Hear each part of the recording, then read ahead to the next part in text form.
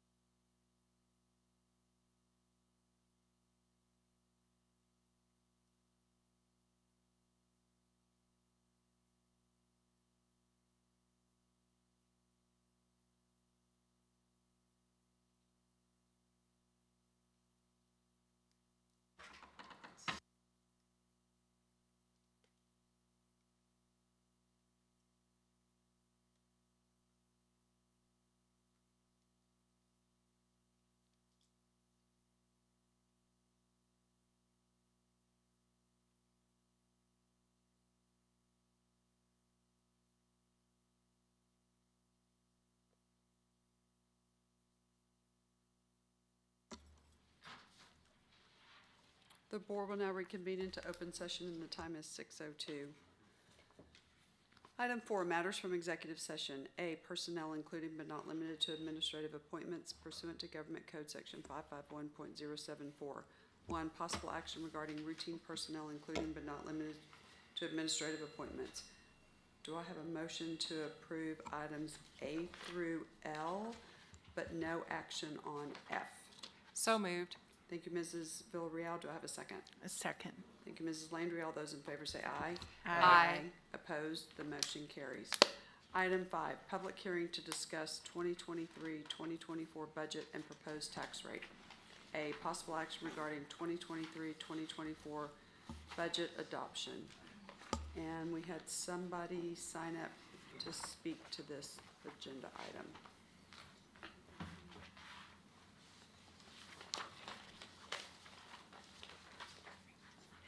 At this time, the board will receive comments from those individuals who signed up to speak to the specific agenda item. Speakers will be called up to speak in the order in which they appear on the sign-in sheet and to the item that they signed up to speak to. Speakers should limit their comments to the specific agenda item for which they signed up. Please remember that this is a business meeting of the board. Any person or group engaging in outbursts of any kind causing a disruption to the meeting will be warned, and if they persist, will be removed from the meeting. This is to ensure that all speakers have an opportunity to make comments without interruption and that the board members are able to pay full attention to speakers without any distractions. Ms. Huey. Number 1.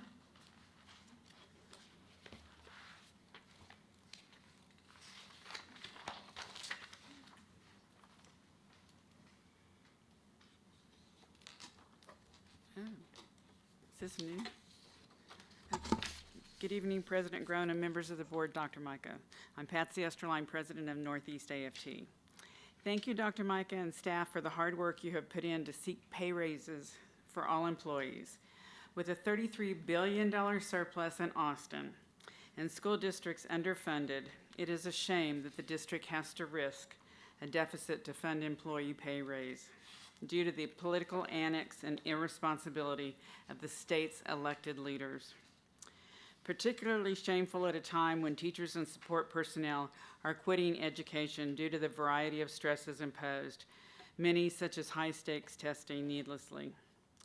However, there are steps you can take which are not financial.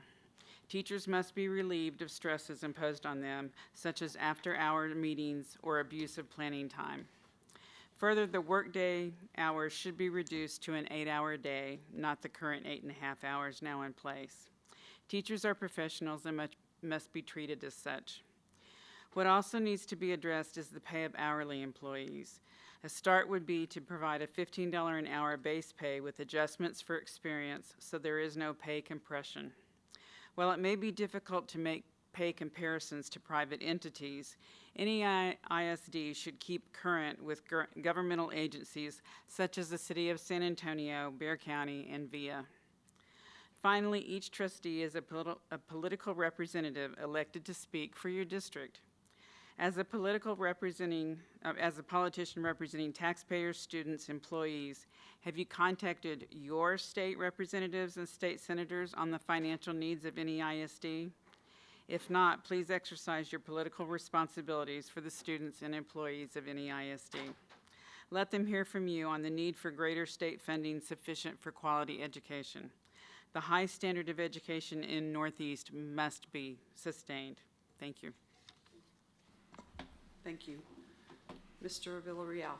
Yes, Madam President, members of the board, Dr. Mike, executive staff, and guests. Tonight we bring you the 23-24 public hearing to discuss budget and proposed tax rate, and I turn it over to Susie Lackhorn, our Executive Director of Finance and Accounting. Good evening. We've been talking about budget adoption rules since May. So here we are at budget adoption.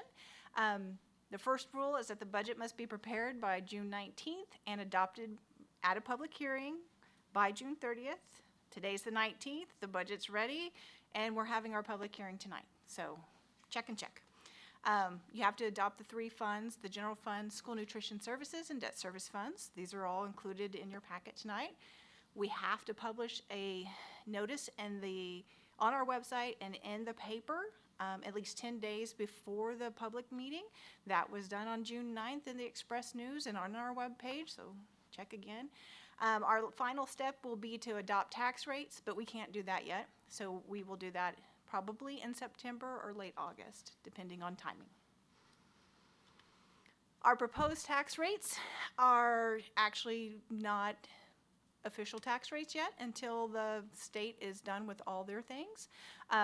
Due to House Bill 3 that passed in 2019, TEA will assign us a maximum compressed tax rate after they receive our certified property values in the end of July. So we won't receive those until August, and then the tax rate we'll bring to you either in August or September. Looking at what we published in the paper, these are using preliminary property values and the tax rate ceiling, basically. And so our preliminary property values for homesteads, not single-family residents, for homesteads have an average market value of $387,000 compared to $348,000 in 22-23. The taxable value jumped from $274,000 to $306,000. Bear in mind that protests are being evaluated right now. All these numbers are going to change in one way or the other. Our M&O tax rate last year was $88.22. The ceiling next year will be $84.50. But bear in mind, the legislature's meeting now, and we'll probably continue to meet for a while to talk about property tax relief. And so if they pass a bill, it is very likely for additional compression to drive this tax rate down. And so that is one of their goals, is to provide property tax relief, and one of the easiest ways for them to do it is to compress this rate.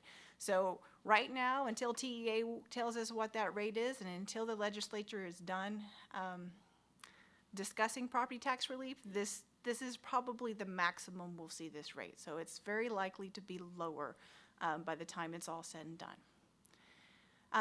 When you add in our interest and sinking or debt service tax rate, we end up at $1.14, which is a 3.72 cents decrease from the prior year. Now, this would show that our average homeowner would see an increase in their taxes, but that's not from the tax rate because the tax rate's going down. That's all from property value growth, but bear in mind, we are still pending legislation to see what will happen with property tax relief. So this slide could be very different by the time the ledge is done passing property tax relief. Okay? When we get to looking at our budgets, we went through these pretty thoroughly over the last 3 meetings and pretty in-depth last time. The general fund, we have an estimated revenue of $557 million. The distribution between property taxes and the state, and you can see our property tax as a percent of our total revenue has been steadily increasing, and the state has, as those property tax collections go up, the state provides us less, so they reduce their contribution. This bar for 23-24, again, can look very different if the state passes property tax relief that's substantial. Looking at our expenditures, we talked about the functional categories that TEA defines. This is a general operational area, and so for our instruction and instruction-related, the 23-24 budget has $408 million. Instruction and school leadership has $47 million. We've got $63 million for student support, $15 million for administrative support. We talked about our administrative costs quite a bit last time. Non-student support at $74 million, giving us a total appropriations of $615 million. Now bear in mind, we've talked before, this is the budget, not necessarily our projection. So remember, we budget at 100% of everything, that we're fully staffed all year long and we spend all the money. And so we really, $615 million is not what we project to be actually spent, but that's what we budget. For school nutrition, revenue of $34 million.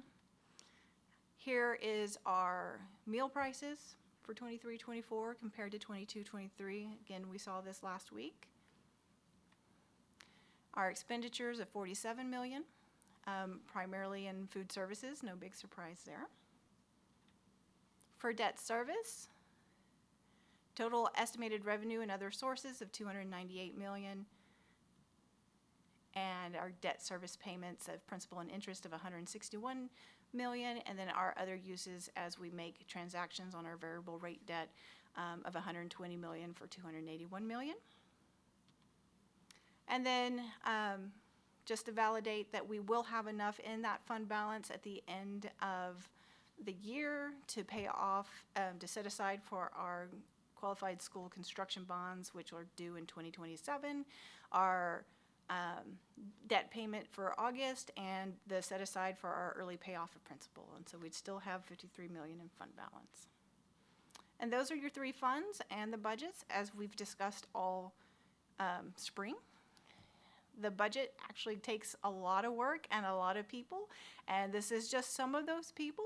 I would greatly appreciate if any of them are here in the audience, and I know there's a bunch of them, and I know that they don't like this, but please stand up so that you can be recognized for your contributions.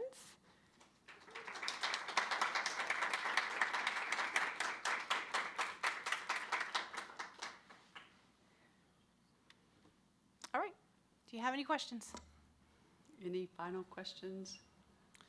Just as a reminder, the M&O rate that it seems like it was a year and a half ago, but it was only like a few weeks ago when we talked about it, when we first started budget session one. What was the rate we used to what did we assume going into creating the budget? You're saying like right now, the max is probably 84.5 cents. What did we use? I couldn't find my notes. Well, 84.5 is, so when we project our property values, Yeah. it's about that ceiling. And Okay. so it was close to that number, not quite. I think I had some pennies, That's, multiple I pennies couldn't on it. find, I know at one point we had But an actual number that was in the I can- presentation. I just can couldn't pull it remember. up and get- That's show it fine, to you, that's fine. but- But it was right around that. And from that 84.5. time, we had that meeting on May 22nd, the state passed the budget and set the ceiling. And so the ceiling got set, for us, it would be 84.50. And so from that point in time, we know it won't be more than that, and it'll change, honestly. Right. It's never perfect in line with those numbers. And honestly, I think we all expect some sort of property tax relief to pass. And when they do that, they'll compress that rate even more, because that's the driving mechanism for them to provide relief. So it'll be interesting to see what it comes out to be and fingers crossed that it works in a timely fashion, because now we're used to getting the rate from TEA in August. But if they're still meeting and still discussing and doing a special session to pass relief, it starts to get Yeah, a well, little they're not off to a nerve-wracking. very good start. Right. And we usually have to have the rates to Bear County for them to send out the bills in October. So if they keep pushing, you know, they're gonna have to give us a rate that we have to use. Something that we have to use, Right. yeah. Okay. Well, thank you, Mr. Villarreal, everybody that has worked on this budget. I've received several comments about the compensation package, all positive at this point. A lot of work has gone into this, especially in a situation where every year you don't know everything, but this year it seems like especially we don't know everything. So thank you for the information and making it digestible to all of us. So I appreciate it. I second that. Thank you. And I really appreciate it because I know you're going to drink a gallon of Pepto-Bismol over this whole thing. You know, not really knowing, but presenting us with a budget. I don't know how you did it. We're gonna sleep for a month when we're done. Okay, any other questions or comments? If not, do I have a motion to adopt the 2023-2024 budgets for the general fund, debt service fund, and school nutrition services fund? So moved. Thank you, Ms. Villarreal. Do I have a second? Second. Thank you, Mr. Byer. All those in favor say aye. Aye. Opposed? The motion carries. Thank you, Susie. Item 6, new business for possible board action. A, business services. 1, possible action regarding final budget amendment. Mr. Villarreal. Yes, Madam President, we bring to you the final budget amendment for 22-23 for our general fund, school nutrition fund, and our debt service fund. If there's any questions I can answer. It's our final. I mean, we can't really change it after this. Final. But it's 22-23, it's not 23-24. Okay. Anybody have any questions about it? I did have one on the ending fund balance, for the 22-23 forecast. We're showing, am I reading this right, 189 million? Is that correct? Oh, yes, sir. Okay. Just a reminder, the final budget amendment is not the same as the forecast. Right, We go in and add cushion. correct. And so it definitely looks very different than that forecast because we're still, we're not changing our forecast, but we don't always know exactly which function code these charges will hit. Right. And so we try very hard not to exceed in a category, and so we leverage that in our final budget amendment to do that. Yeah, because TA, if you bust your fund, they kind of write you a nasty letter. So we still have 10 days to try to clean up everything, but this is the final. So like she said, there's some cushion involved. And I guess the reason I bring that up is because was it last meeting or 2 meetings ago, we had a forecasted general fund of 207 million, and I assume that's yes, sir. That's the Oh, yeah. budget versus, Yeah, yeah, okay. I just wanted to make sure I had that clear. yes, sir. Thank you. Anybody have anything else? Okay, do I have a motion to approve the final budget amendment? So moved. Thank you, Ms. Villarreal. Do I have a second? Second. Thank you, Ms. Landry. All those in favor say aye. Aye. Opposed? The motion carries. Item 2, possible action regarding fund balance commitments. Mr. Villarreal. Yes, Madam President. Tonight, we ask for a resolution of approval of fund balance commitments for campus activity funds and hail damage. GASB Statement 54 states that we need to do that as a board. They have to approve that. Okay. Are there any questions about this? I'm sorry. And I was just going to say, there's things we bring every year. It's kind of like housekeeping that we do at the end of the year. Any questions about it? Do I have a motion to approve the resolution committing certain fund balances as of June 30, 2023? So moved. Thank you, Mr. Byer. Do I have a second? Second. Thank you, Ms. Villarreal. All those in favor say aye. Aye. Opposed? The motion carries. Item B, communications. 1, possible action regarding Wall of Heroes enshrinement. Ms. Chancellor. Yes, ma'am, Madam President, board members, executive staff, and guests. The Wall of Heroes Selection Committee met a couple of weeks ago on June 6th. And the committee has selected 2 individuals that they felt were worthy of enshrinement. You all have been provided their biographical information, and I am here to answer any questions you guys might have. Does anyone have any questions of Ms. Chancellor about it? Any questions about this? So do I have a motion to approve the individuals selected by the selection committee for enshrinement on the Wall of Heroes at Hero Stadium? So moved. Thank you, Mr. Byer. Do I have a second? Second. Thank you, Mrs. Landry. All those in favor say aye. Aye. Aye. Opposed? The motion carries. So our 2 new heroes will be Frank San Miguel and Lily Vasquez. Thank you to everyone who sat on the committee and went through and made this recommendation to us. And with that, item 7, adjournment at 6:20. Thank you for being here.